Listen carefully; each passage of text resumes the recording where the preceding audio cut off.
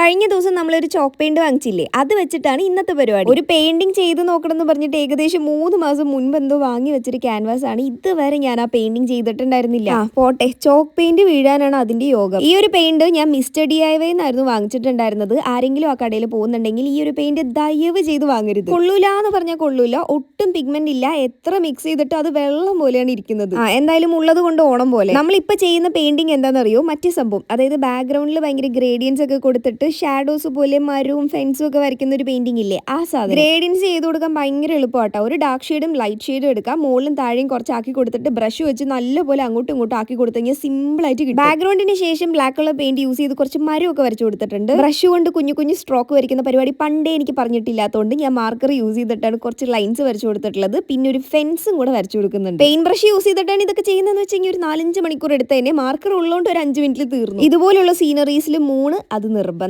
Chalk paint ഒന്നും വേണമെന്ന് ഒരു നിർബന്ധമില്ല. കയ്യിൽ എന്ത് പെയിന്റ് ഉണ്ടെങ്കിലും നമുക്ക് ഇത് ചെയ്ത് നോക്കാൻ പറ്റും. അപ്പോൾ ഇഷ്ടപ്പെട്ട് കഴിഞ്ഞാൽ ലൈക്ക് മറക്കണ്ട.